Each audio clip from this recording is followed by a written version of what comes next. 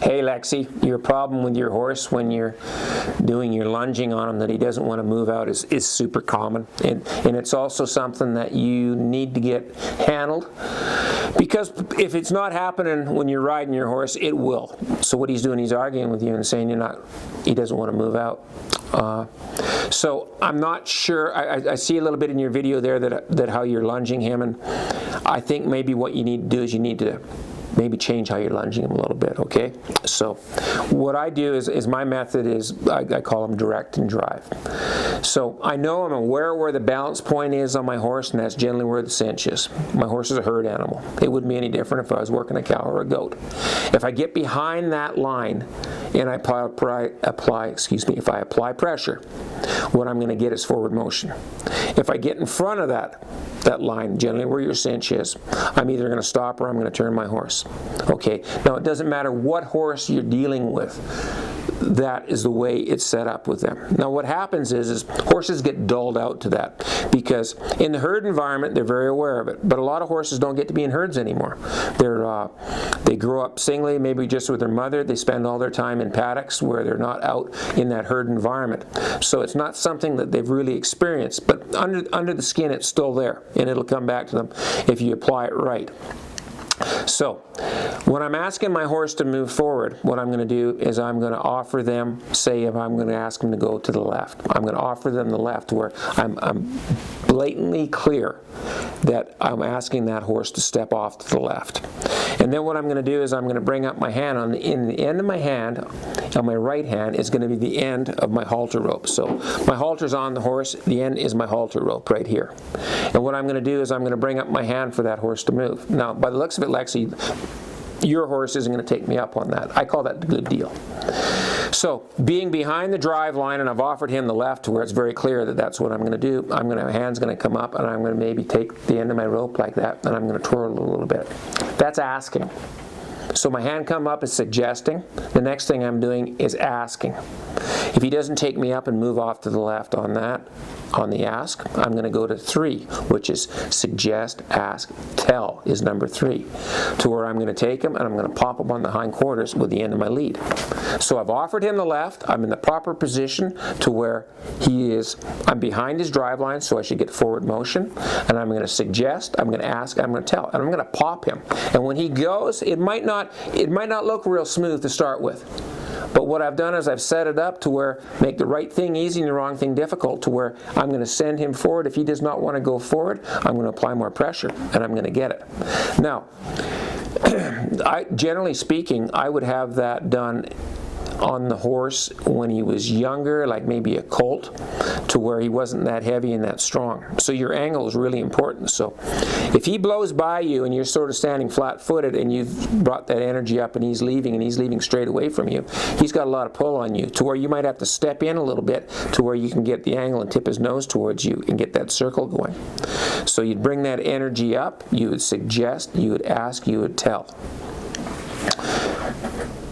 I've worked a lot of horses that are everything from, say, small little cutters right to big heavy warm bloods, and this method works.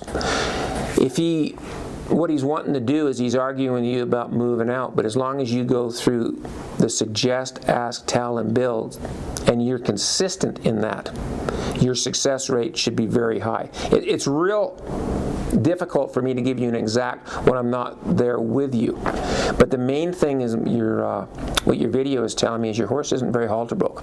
And what he's saying is he's not wanting to move out when you ask him to move out. So if you use the suggest, ask, tell method. Now, depending on how well halter broke he is, your video is a little hard to tell. What I might do is I might use, instead of the end of my lead, I'm going to use both. Regardless, it depends on how this horse is.